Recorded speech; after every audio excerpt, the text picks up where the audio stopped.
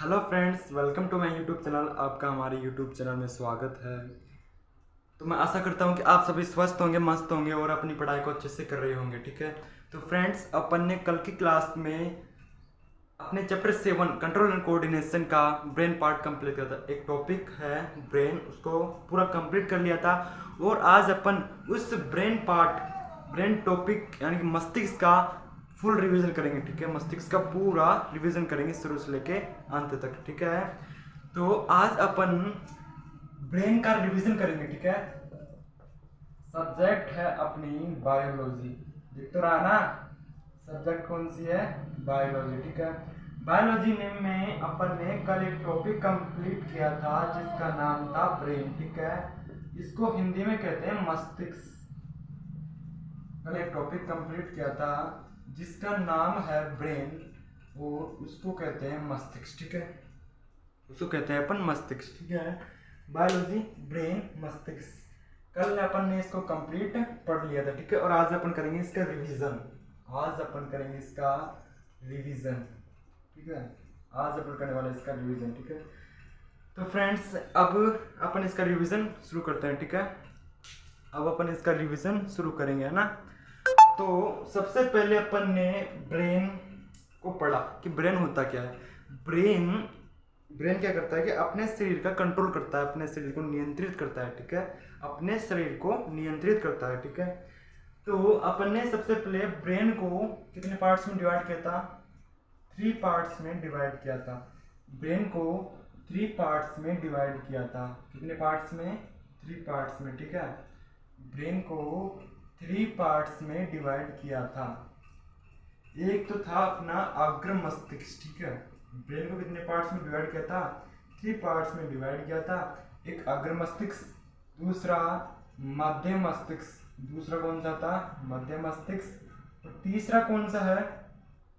First तो है अग्र मस्तिष्क, सेकंड मध्य मस्तिष्क और थर्ड है पश्च मस्तिष्क। ठीक है, अब अपन ने इन तीनों के इंग्लिश नेम भी देखे थे, है ना। इन तीनों के अपन ने इंग्लिश नेम भी देखे थे।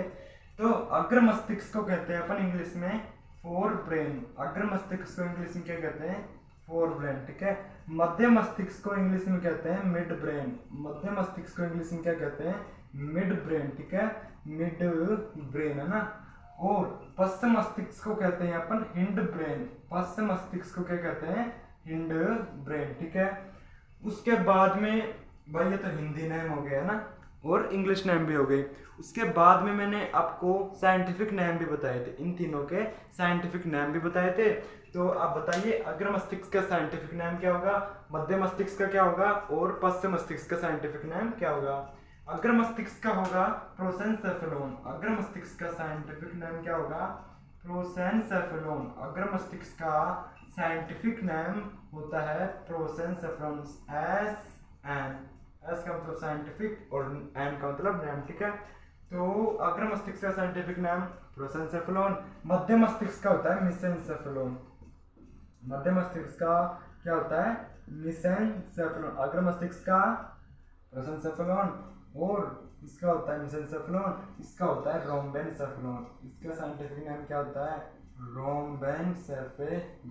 ठीक है, उसके बाद में अपन ने क्या किया कि ब्रेन को 3 पार्ट्स में डिवाइड किया। फर्स्ट हो गया फोरब्रेन, सेकंड मिड ब्रेन और थर्ड हिंड ब्रेन। ठीक है, उसके बाद में अपन ने फोर ब्रेन को भी कितने पार्ट्स में डिवाइड किया? 3 पार्ट्स में। ठीक है, फोर ब्रेन को अपन ने 3 पार्ट्स में डिवाइड किया था ना। और अपन ने फोर ब्रेन के बारे में एक चीज और पढ़ी थी कि यह मस्तिष्क का सबसे बड़ा हिस्सा होता है। क्या होता है? मस्तिष्क का सबसे बड़ा हिस्सा होता है ना। अग्र मस्तिष्क को मस्तिष्क का सबसे बड़ा हिस्सा कहा जाता है। ठीक है, उसके बाद में अपन ने अग्र मस्तिष्क को 3 पार्ट्स में डिवाइड किया था। फर्स्ट हो गया, फर्स्ट कौन सा था? ओल्फैक्टरी लोब, या फिर उसका दूसरा नाम है घ्राणपिंड। ओल्फैक्टरी लोब या फिर इसका दूसरा नाम कौन सा है? घ्राणपिंड। ठीक है, फर्स्ट पार्ट हो गया। सेकंड था प्रमस्तिष्क, और प्रमस्तिष्क का भी दूसरा नाम कौन सा था? सेरेब्रम। ठीक है, प्रमस्तिष्क का दूसरा नाम कौन सा था? सेरेब्रम। ओके, प्रमस्तिष्क का दूसरा नाम सेरेब्रम, है ना। उसके बाद में अपन ने थर्ड पार्ट किया था डायनसेफेलोन। थर्ड पार्ट कौन सा था इसका? डाइएन्सेफेलोन, ठीक है। थर्ड पार्ट था डाइएन्सेफेलोन, ठीक है। तो अपन ने क्या किया कि अग्र मस्तिष्क के 3 पार्ट्स कर दिए ना। अग्र मस्तिष्क के 3 पार्ट कौन कौन से किए? ओल्फैक्टरी लोब, घ्राणपिंड, उसके बाद में प्रमस्तिष्क, सेरेब्रम, डाइएन्सेफेलोन, ठीक है। ये इनके अलग अलग नाम है। इनके ओल्फैक्टरी लोब का दूसरा नाम क्या होता है? घ्राणपिंड। प्रमस्तिष्क का दूसरा नाम सेरेब्रम, तीसरा डाइएन्सेफेलोन। उसके बाद में अपन ने अग्र मस्तिष्क का थर्ड पार्ट कौन सा है? डाइएन्सेफेलोन। उस डाइएन्सेफेलोन के भी 3 पार्ट्स किए थे अपन ने, है ना। उस डाइएन्सेफेलोन के 3 पार्ट्स किए, मैं यहाँ लिख रहा हूँ। अग्र मस्तिष्क का थर्ड पार्ट डाइएन्सेफेलोन के भी अपन ने 3 पार्ट्स किए थे, ना। डाइएन्सेफेलोन के 3 पार्ट्स किए थे, 3। फर्स्ट है थैलेमस। फर्स्ट पार्ट कौन सा है? थैलेमस। उसके बाद में सेकंड पार्ट कौन सा है? एपिथैलेमस। सेकंड पार्ट कौन सा है? एपिथैलेमस, ठीक है। और थर्ड पार्ट है हाइपोथैलेमस, ठीक है। थर्ड पार्ट कौन सा है? हाइपोथैलेमस, है ना। अपन ने कुछ नहीं किया, बस इतना किया कि अग्र मस्तिष्क क्या होता है? मस्तिष्क का सबसे बड़ा हिस्सा होता है ना। अग्र मस्तिष्क मस्तिष्क का सबसे बड़ा हिस्सा होता है। उसके बाद में अग्र मस्तिष्क को इंग्लिश में फोरमेन कहते हैं। इसका साइंटिफिक नाम प्रोसेनसेफेलोन होता है ना। उसके बाद में अग्र मस्तिष्क को 3 हिस्सों में विभाजित किया जाता है, 3 पार्ट्स में डिवाइड किया जाता है। फर्स्ट है ओल्फैक्टरी लोब, घ्राणपिंड, सेकंड प्रमस्तिष्क, सेरेब्रम, और थर्ड है डाइएन्सेफेलोन। उसके बाद में डाइएन्सेफेलोन को भी अपन ने 3 पार्ट्स में डिवाइड किया। First thalamus, second epithalamus, third hypothalamus, ठीक है। इसके बाद में अपन चलते हैं मिड ब्रेन। सेकंड पार्ट में चलते हैं मिड ब्रेन, ठीक है। मिड ब्रेन को इंग्लिश में कहते हैं, मिड ब्रेन को तो इंग्लिश में मिड ब्रेन कहते हैं ना। इसको हिंदी में कहते हैं मध्य मस्तिष्क, और इसको साइंटिफिक नाम होता है मेसेनसेफेलोन, ठीक है। इसको अपन ने 2 पार्ट्स में डिवाइड किया। 3 पार्ट में 2 पार्ट्स में डिवाइड किया था। फर्स्ट है कार्पोरा क्वाड्रिजेमिना। फर्स्ट पार्ट कौन सा है? Corpora quadrigemina. फर्स्ट पार्ट कौन सा था? कार्पोरा क्वाड्रिजेमिना, ठीक है। सेकंड पार्ट था सेरेब्रल पेडक्कल। सेकंड पार्ट कौन सा था? सेरेब्रल पेडक्कल। सेकंड पार्ट कौन सा था? सेरेब्रल पेडक्कल, ना। और इसका दूसरा नाम था क्रूरा सेरेब्राई। सेरेब्रल पेडक्कल का दूसरा नाम कौन सा था? क्रूरा सेरेब्राई, ठीक है। इसका ये सेकंड नाम था, ठीक है। तो अपन ने मध्य मस्तिष्क को कितने भागों में डिवाइड किया? 2 पार्ट्स में डिवाइड किया। एक तो कार्पोरा क्वाड्रिजेमिना, दूसरा है सेरेब्रल पेडक्कल, और इसका दूसरा नाम क्या होता है? क्रूरा सेरेब्राई, ठीक है। इसके बाद में अपन ने पश्च मस्तिष्क को फिर से 2 पार्ट्स में डिवाइड किया, ठीक है। पश्च मस्तिष्क को 2 पार्ट्स में डिवाइड किया। अपन ने फोर ब्रेन को 3 पार्ट्स में, मध्य मस्तिष्क को 2 पार्ट में, ठीक है। उसके बाद में पश्च मस्तिष्क को 2 पार्ट्स में डिवाइड किया। एक पार्ट है मेटेनिसेफेलोन। पश्च मस्तिष्क का पहला पार्ट कौन सा है? मेटेनिसेफेलोन, ठीक है। फर्स्ट पार्ट है मेटेनिसेफेलोन। सेकंड पार्ट है माइलिनसेफेलोन। सेकंड पार्ट कौन सा है? माइलिनसेफेलोन, ठीक है। फर्स्ट पार्ट है मेटेनिसेफेलोन, सेकंड माइलिनसेफेलोन। अब अपन ने मेटेनिसेफेलोन कितने पार्ट्स किए थे? मेटेनिसेफेलोन के भी 2 पार्ट्स किए थे। एक तो था पोन्स वेरोलोई, एक कौन सा था? पोन्स वेरोलोई, है ना। एक पार्ट कौन सा था? पोन्स वेरोलोई। और दूसरा पार्ट था अनुमस्तिष्क, और अनुमस्तिष्क का दूसरा नाम कौन सा था? सेरेबेलम, ठीक है। एक तो था पोन्स वेरोलोई और दूसरा अनुमस्तिष्क। अनुमस्तिष्क का दूसरा नाम क्या था? सेरेबेलम, ठीक है। उसके बाद में अपन ने माइलिनसेफेलोन का भी एक पार्ट पढ़ा था, और वो था अपना मेडुला ऑब्लंगेटा। वो कौन सा था? मेडुला ऑब्लंगेटा, ना। मेडुला ऑब्लंगेटा, ठीक है। तो अपन ने ये पढ़ा था पहले कि मस्तिष्क को 3 हिस्सों में विभाजित किया जाता है। फर्स्ट अग्र मस्तिष्क, सेकंड मध्य मस्तिष्क, थर्ड पश्च मस्तिष्क, ठीक है।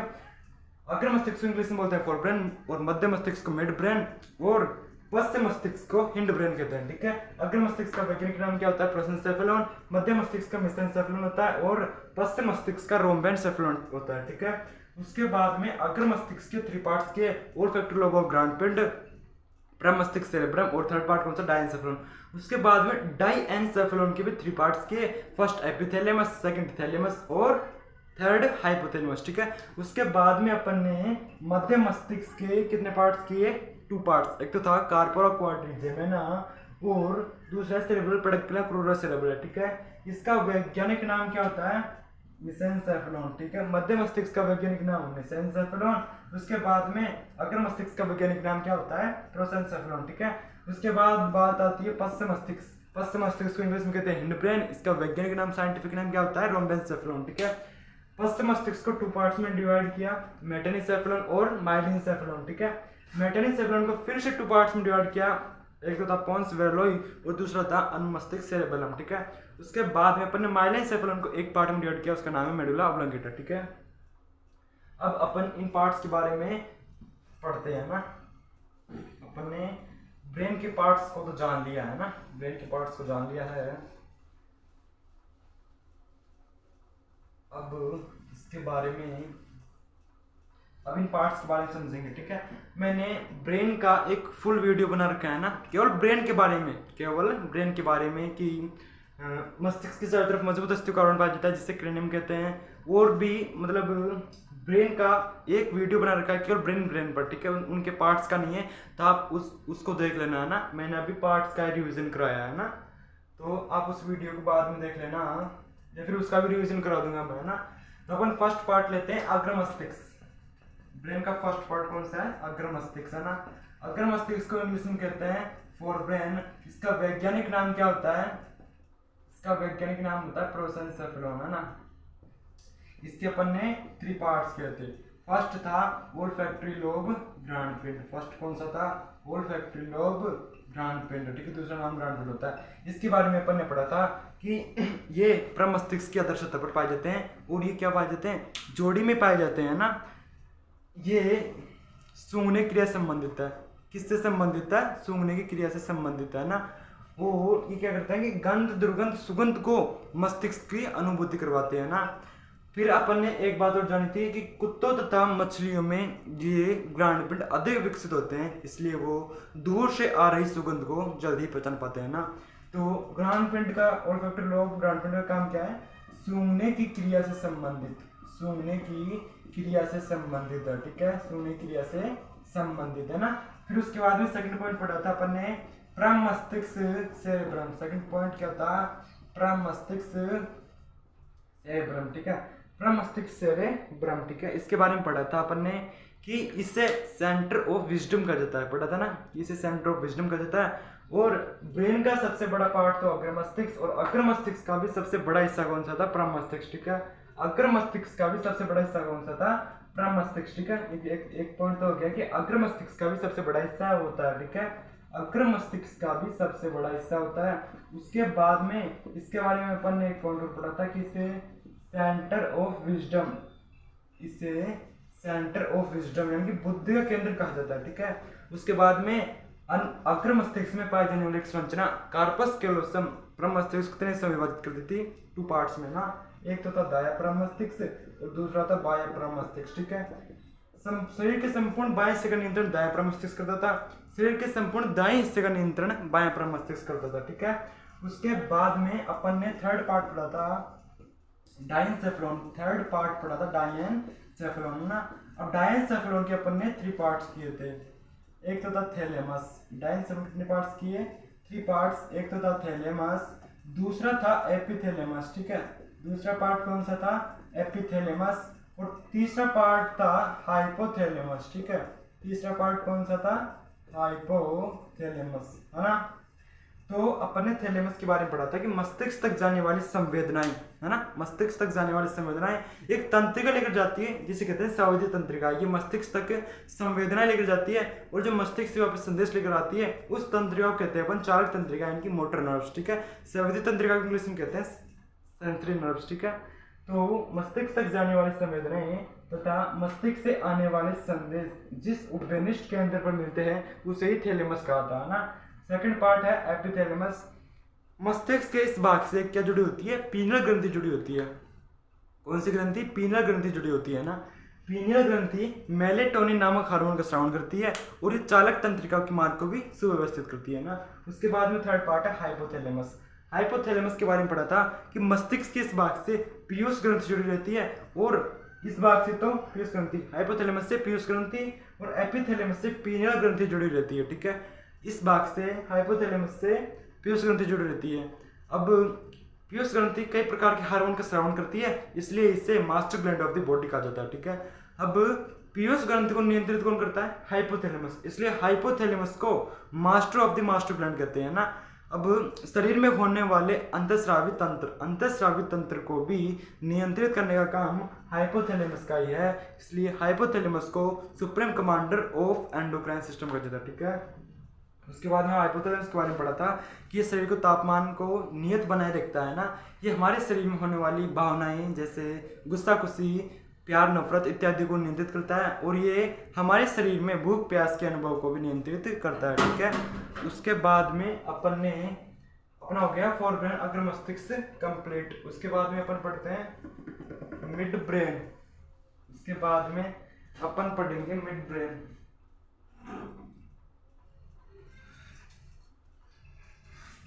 उसके बाद में अपन मिड ब्रेन का रिवीजन करेंगे ना। उसके बाद में अपन मिड ब्रेन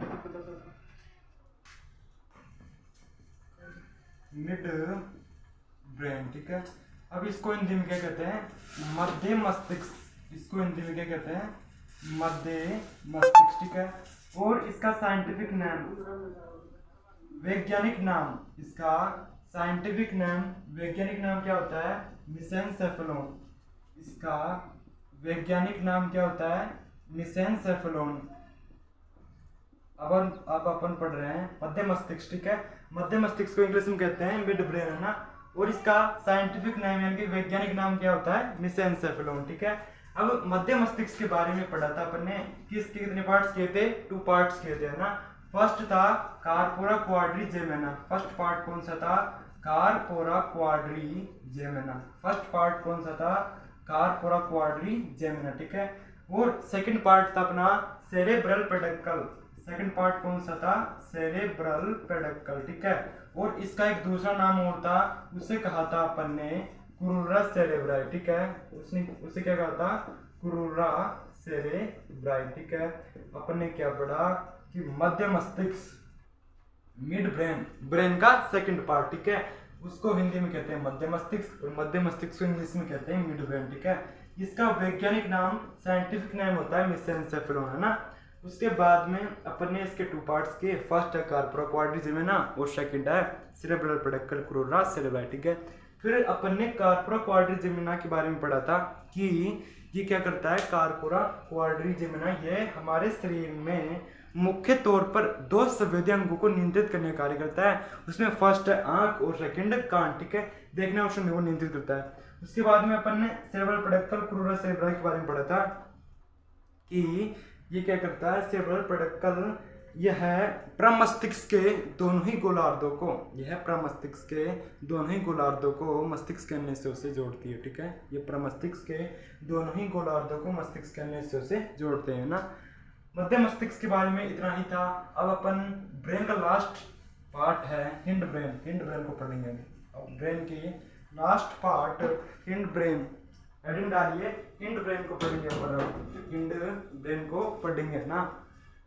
हिंड ब्रेन को हिंदी में कहते हैं पश्च मस्तिष्क। हिंड ब्रेन को हिंदी में क्या कहते हैं? पश्च मस्तिष्क। ठीक है, हिंड ब्रेन को हिंदी में कहते हैं अपन पश्च मस्तिष्क। ठीक है, इसका साइंटिफिक नाम क्या होता है? इसका वैज्ञानिक नाम, इसका वैज्ञानिक नाम। ठीक है, अपन ने इससे पहले अग्र मस्तिष्क फोरब्रेन पढ़ा, उसका वैज्ञानिक नाम था प्रोसेंसेफेलोन। फिर मध्य मस्तिष्क पढ़ा, इसको इंग्लिश में बोलते हैं मिड ब्रेन, और इसका वैज्ञानिक नाम क्या होता था? मिसेनसेफेलोन। ठीक है, उसके बाद में अपन लास्ट वर्ड पढ़ रहे हैं हिंड ब्रेन, इसको हिंदी में बोलते हैं पश्च मस्तिष्क। इसका वैज्ञानिक नाम होता है रोम्बेनसेफेलोन। इसका वैज्ञानिक नाम क्या होता है? रोम्बेनसेफेलोन। ठीक है, इसका वैज्ञानिक नाम क्या होता है? रोम्बेनसेफेलोन। ठीक है, इसके बाद में अपन ने इसमें पढ़ा था कि इसके भी कितने पार्ट्स होते हैं? 2 पार्ट्स होते हैं ना। इसके भी 2 पार्ट्स होते हैं। फर्स्ट पार्ट था मेटेनिसेफेलोन। फर्स्ट पार्ट कौन सा था? मेटेनिसेफेलोन। फर्स्ट पार्ट था मेटेनिसेफेलोन, है ना। सेकंड था माइलिनसेफेलोन। फर्स्ट पार्ट था मेटेनिसेफेलोन, सेकंड माइलिनसेफेलोन। ठीक है, उसके बाद में अपन ने मेटेनिसेफेलोन के भी 2 पार्ट्स किए थे। मेटेनिसेफेलोन के भी 2 पार्ट्स किए थे। एक तो था अनुमस्तिष्क सेरेबेलम। एक कौन सा था? अनुमस्तिष्क सेरेबेलम। ठीक है, एक तो था अनुमस्तिष्क सेरेबेलम, उसके अनुमस्तिष्क का दूसरा नाम कौन सा होता है? सेरेबेलम। और प्रमस्तिष्क का दूसरा नाम कौन सा होता है? सेरेबेलम, ठीक, सेरेब्रम, ठीक है। उसके बाद में इसका सेकंड पार्ट है पोन्स वेरुलोई। इसका सेकंड पार्ट कौन सा है? पोन्स वेरुलोई, ठीक है। उसके बाद में माइलिन सेफलोन का भी एक पार्ट बताया था, उसका नाम होता है मेडुला ऑब्लिगेटा। उसका नाम क्या होता है? मेडुला ओब्लिगेटा, ठीक है, मेडुला ओब्लिगेटा, ठीक है। अपने क्या पढ़ा कि पश्च मस्तिष्क का वैज्ञानिक नाम क्या होता है? रोम्बेनसेफेलॉन। इसको 2 पार्ट्स में डिवाइड किया जाता है, एक तो मेटेनसेफेलॉन, एक दूसरा माइलिनसेफेलॉन, ठीक है। उसके बाद में मेटेनसेफेलॉन के 2 पार्ट्स होते हैं, एक तो अनुमस्तिष्क सेरेबेलम और अनुमस्तिष्क सेरेबेलम और पोन्स वेरुलोई, ठीक है। उसके बाद में माइलिनसेफेलॉन का एक पार्ट होता है जो मेडुला ऑब्लिगेटा होता है, ठीक है। अब अनुमस्तिष्क सेरेबेलम क्या करता है भाई? मस्तिष्क का सबसे बड़ा हिस्सा कौन सा होता है? अग्र मस्तिष्क, फॉर ब्रेन, प्रोसेंसेफेलॉन, ठीक है। उसके बाद में अग्र मस्तिष्क का सबसे बड़ा हिस्सा कौन सा था? प्रमस्तिष्क सेरेब्रम, ठीक है। अब प्रमस्तिष्क सेरेब्रम के बाद अनुमस्तिष्क मस्तिष्क का सबसे बड़ा हिस्सा है ना, प्रमस्तिष्क सेरेब्रम के बाद, ठीक है। उसके बाद में इसके बारे में पढ़ा था अपन ने कि ये शरीर के संतुलन को बनाए रखता है, ठीक है, शरीर के संतुलन को बनाए रखता है। और ये शराब, अल्कोहल इत्यादि के सेवन से क्या हो जाता है? शिथिल हो जाता है, यानी काम करना बंद कर देता है, ठीक है। किसके कारण? यह शराब, अल्कोहल के सेवन से, शराब, अल्कोहल इत्यादि के सेवन से क्या हो जाता है? ये काम करना बंद कर देता है, यानी कि शिथिल हो जाता है, ठीक है। उसके बाद में एक मोस्ट इंपोर्टेंट बात पढ़ी थी अपने इसके बारे में कि ये शरीर की अनैच्छिक क्रियाओं का शरीर की ऐच्छिक क्रियाओं का नियंत्रण करता है। क्या करता है ये? अनुमस्तिष्क शरीर की ऐच्छिक क्रियाओं का नियंत्रण करता है, शरीर की ऐच्छिक क्रियाओं का नियंत्रण करता है, ठीक है। उसके बाद में अपन ने पढ़ा था पोन्स वेरुलोई, ठीक है, पोन्स वेरुलोई, है ना। अब पोन्स वेरुलोई क्या होता है कि यह एक प्रकार की तंतुनुमा संरचना होती है जो पश्च मस्तिष्क को मस्तिष्क के अन्य हिस्सों से जोड़ती है, और ये जैसे चेहरे के भाव, आंखों का आंदोलन, स्वाद संतुलन और श्वसन आदि को नियंत्रित करता है, ठीक है। उसके बाद में अपन ने माइलिनसेफेलॉन का मेडुला ऑब्लिगेटा पढ़ा था। इसके बारे में अपन ने पढ़ा था कि ये शरीर में होने वाली सभी प्रकार की अनैच्छिक क्रियाओं को नियंत्रित करता है, ठीक है। ऐच्छिक क्रियाओं का नियंत्रण कौन करता है? अनुमस्तिष्क सेरेबेलम, ठीक है। और अनैच्छिक क्रियाओं का नियंत्रण कौन करता है? अनैच्छिक क्रियाओं का नियंत्रण मेडुला ऑब्लिगेटा करता है, ठीक है। तो अपन ने ब्रेन के पार्ट्स का तो रिवीजन कर लिया, ठीक है। अब अपन एक बार ब्रेन का रिवीजन और करते हैं ना। ब्रेन के 3 पार्ट्स थे, फोर ब्रेन, मिड ब्रेन और हिंड ब्रेन। इन तीनों का रिवीजन अपन ने कर लिया है। अब अपन केवल ब्रेन का ही रिवीजन करते हैं, है ना। अब अपन करेंगे ब्रेन का रिवीजन। तो अपन ने सबसे पहले ब्रेन को पढ़ा था, ठीक है। अपन ने क्या पढ़ा था? सबसे पहले मस्तिष्क को ही पढ़ा था ना, मस्तिष्क को ही पढ़ा था। तो इसके बारे में सबसे पहले पढ़ा था कि ऐसा कुछ आपका ब्रेन होता है ना, ऐसा आपका कुछ ब्रेन होता है ना। यह क्या आपका ब्रेन, यह आपका ब्रेन है ना। तो मैंने बताया था कि मस्तिष्क के चारों तरफ, अब अपन ने क्या कर लिया कि मस्तिष्क के तीनों हिस्सों का रिवीजन कर लिया है ना।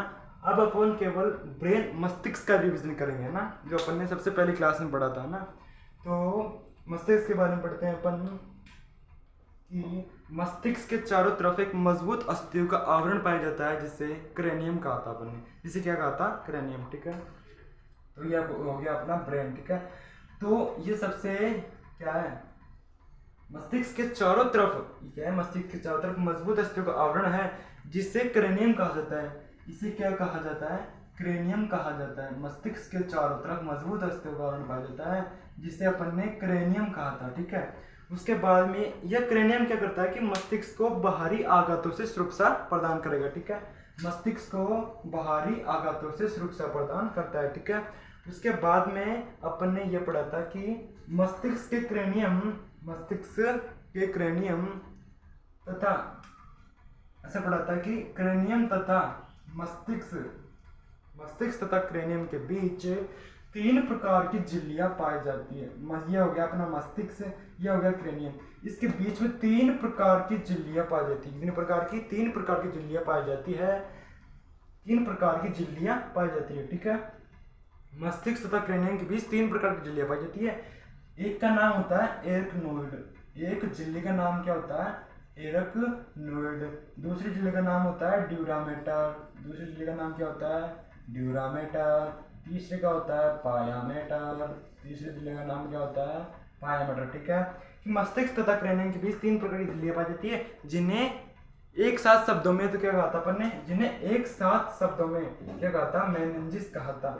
इन झिल्लियों को एक साथ शब्दों में मेनिंजिस कहते हैं। ठीक है। इन तीनों झिल्लियों को एक साथ शब्दों में मेनिंजिस कहते हैं ना। इन तीनों झिल्लियों को एक साथ मेनिंजिस कहते हैं। ठीक है। मस्तिष्क तथा क्रेनियम के बीच 3 प्रकार की झिल्लियां पाई जाती है। फर्स्ट ड्यूरामेटर, सेकंड एरेक्नोइड और थर्ड है पायामेटर। ठीक है। इन तीनों झिल्लियों को एक साथ मेनिंजिस बोलते हैं अपन, है ना। उसके बाद में अपन ने पढ़ा था कि ये झिल्लियां मस्तिष्क को आंतरिक आघातों से सुरक्षा प्रदान करती है। उसके बाद में पढ़ा था कि अगर इन तीनों झिल्लियों में सूजन आ जाए, अगर इन तीनों झिल्लियों में क्या आ जाए? सूजन, तो एक रोग हो जाता है जिसे कहते हैं अपन मेनिंजाइटिस। अगर इन तीनों झिल्लियों में सूजन आ जाए तो एक रोग हो जाता है जिसे मेनिंजाइटिस रोग कहा जाता है। जिसे क्या कहा जाता है? मेनिंजाइटिस रोग। ठीक है। मैंने आपको पहले बताया था कि आइटिस एक रूट वर्ड है। आइटिस, आइटिस क्या है? एक रूट वर्ड है जो सूजन के लिए आता है ना। मेनिंजिस तो इन तीनों झिल्लियों का क्या है? नाम है। ठीक है। इन तीनों झिल्लियों को एक साथ मेनिंजिस बोलते हैं ना। अब इन तीनों झिल्लियों में सूजन आ गया तो इसके पीछे क्या लग गया? आइटिस। ठीक है। तो मैं रोग का नाम क्या हो गया? मेनिंजाइटिस रोग हो जाता है। ठीक है। इन तीनों झिल्लियों में अगर सूजन आ जाए तो एक रोग हो जाता है जिसे मेनिंजाइटिस कहा जाता है। ठीक है। इस रोग का वाहक, अपन ये भी पढ़ा था कि इस रोग का वाहक एक बैक्टीरिया होता है। ठीक है। एक बैक्टीरिया होता है। इस रोग का वाहक कौन होता है? एक बैक्टीरिया होता है जिसे अपन स्ट्रेप्टोकोकस बैक्टीरिया पढ़ा था ना। इस रोग का वाहक एक बैक्टीरिया होता है जिसका नाम स्ट्रेप्टोकोकस, इस ट्रेप्टोकोकस बैक्टीरिया होता है। और एक वायरस होता है जिसका नाम है इरेक्टोवायरस। ठीक है। तो इस रोग का वाहक एक बैक्टीरिया तथा एक वायरस होता है जिसका नाम स्ट्रेप्टोकोकस बैक्टीरिया और इरेक्टोवायरस है। ठीक है। उसके बाद में अपन ने पढ़ा था कि इन तीनों झिल्लियों, ये तो हो गया अपना क्रेनियम। ठीक है। क्रेनियम हो गया। उसके बाद में ये हो गया मस्तिष्क की तीनों झिल्लियां। उसके बाद में ये मस्तिष्क की तीनों झिल्लियां होगी, ड्यूरामेटर, एरेक्नोइड और पायामेटर। ठीक है। इन तीनों झिल्लियों को एक साथ मेनिंजिस बोलते हैं। अगर इनमें सूजन आ जाए तो एक रोग हो जाता है जिससे मेनिंजाइटिस रोग कहा जाता है। ठीक है। उसके बाद में इन तीनों झिल्लियों के मध्य एक गाढ़ा द्रव पाया जाता है। इन तीनों झिल्लियों के मध्य एक गाढ़ा द्रव पाया जाता है जिससे क्या कहा जाता है? सेरेब्रोस्पाइनल द्रव या प्रमस्तिष्क रज्जु द्रव कहा जाता है। ठीक है। जिसे सेरेब्रोस्पाइनल द्रव या प्रमस्तिष्क रज्जु द्रव कहा जाता है। ठीक है। तो अपन ने एक बात तो ये जानी थी कि इस रोग का वाहक क्या होता है? एक बैक्टीरिया होता है जिसका नाम होता है स्ट्रेप्टोकोकस बैक्टीरिया। ठीक है। स्ट्रेप्टोकोकस बैक्टीरिया का नाम क्या है? स्ट्रेप्टोकोकस। ठीक है। और वायरस का नाम क्या है? इरेक्टोवायरस। एक इरेक्टोवायरस और एक बैक्टीरिया इसमें सूजन पैदा करते हैं और जब इनमें सूजन आ जाएगा तो एक रोग हो जाएगा जिसमें मेनिंजाइटिस रोग कहा जाता है। ठीक है। उसके बाद में अपन ने पढ़ा कि इन तीनों झिल्लियों के मध्य एक गाढ़ा द्रव पाया जाता है जिसे कहा जाता है सेरेब्रोस्पाइनल द्रव। जिसे सेरेब्रोस्पाइनल द्रव, सेरेब्रोस्पाइनल द्रव, या फिर इसका दूसरा नाम कौन सा होता है? प्रमस्तिष्क रज्जु द्रव, या फिर इसका दूसरा नाम होता है प्रमस्तिष्क रज्जु द्रव। इसका दूसरा नाम कौन सा होता है? प्रमस्तिष्क रज्जु द्रव। ठीक है। अब ये द्रव क्या करता है कि मस्तिष्क को आंतरिक आघातों से सुरक्षा प्रदान तो करता ही है। उसके बाद में मस्तिष्क में भौतिक पदार्थों को लेकर जाना, मस्तिष्क में वांछनीय पदार्थों को उठाना, तथा इन तीनों झिल्लियों की वजह से क्या रहती है? मस्तिष्क उत्प्लवित रहता है। ठीक है। उसके बाद में अपन ने पढ़ा था, उसके बाद में अपन ने क्या पढ़ा था कि मस्तिष्क का औसत भार, मस्तिष्क का वेट कितना होता है? मस्तिष्क का वजन कितना होता है? ठीक है। मस्तिष्क का वजन कितना होता है? तो मस्तिष्क का वजन 1300 से 1400 ग्राम होता है। 1300 से 1400 ग्राम होता है। 1300 से 1400 ग्राम होता है। ठीक है। कोई आपसे पूछ ले कि मस्तिष्क का वजन कितना होता है, तो 1300 से 1400 ग्राम होता है। ठीक है। उसके बाद में अपन ने ब्रेन के बारे में इतना सब जाना था। ठीक है। ब्रेन के बारे में इतना सब जाना था। अपन ने ब्रेन्स के पार्ट्स का रिवीजन कर लिया, ब्रेन का रिवीजन कर लिया। अब अपन ने इसके बारे में एक चीज़ और पढ़ी थी कि हमारे अस्थिक कपाट में कुल 8 यानी कि 6 विभिन्न प्रकार की अस्थियाँ पाई जाती है। छह विभिन्न प्रकार की अस्थियां पाई जाती है। छह विभिन्न प्रकार की अस्थियां होती है, लेकिन होती कितनी है? कुल 8 होती है। वो कितने प्रकार की होती है? 6 प्रकार की होती है। ठीक है, तो हमारे अस्थि कपाट में कुल कितनी हड्डियां थी? कुल 8। ठीक है, उसके बाद में कितने प्रकार की थी? 6। कुल 8, 6 विविध प्रकार की अस्थियां पाई जाती है। ठीक है, तो फर्स्ट कौन सी थी? Frontal bone, second occipital bone, third parietal, parietal 2 होती है, टेम्पोरल बोन 2 होती है। ठीक है, उसके बाद में थी स्फेनोइड बोन। ठीक है, स्फेनोइड लोब, स्फेनोइड लोब। इसका दूसरा नाम होता है तितली नुमा संरचना, तितली नुमा संरचना वाली अस्थि। इसका दूसरा नाम क्या होता है? तितली नुमा संरचना वाली अस्थि। ठीक है, स्फेनोइड बोन को अपन तितली नुमा संरचना वाली अस्थि कहते हैं। उसके बाद में था एथेमोइड बोन। ठीक है, फर्स्ट कौन सी थी? Frontal bone, second occipital, third होती है पैराइटल, ये संख्या में कितनी होती है? 2। और फोर्थ होती है टेम्पोरल, ये भी संख्या में 2 होती है। 5 है स्फेनोइड। ठीक है, स्फेनोइड को अपन तितली नुमा संरचना वाली अस्थि कहते हैं। उसके बाद में लास्ट है एथेमोइड बोन। ठीक है, तो आज अपन ने पूरा रिवीजन किया, मस्तिष्क का पूरा रिवीजन किया। सबसे पहले अपन ने मस्तिष्क के पार्ट्स का किया, उसके बाद में अपन ने मस्तिष्क का किया। ठीक है, तो आई होप आप सभी को इतना सब कुछ समझ में आया होगा ना, और आपको याद भी हुआ होगा। तो अगर आपको ये वीडियो अच्छी लगी हो तो लाइक कीजिए, शेयर कीजिए और सब्सक्राइब कीजिए। आज के लिए इतना ही, मिलते हैं अगली वीडियो में, तब तक के लिए bye bye, take care and love you.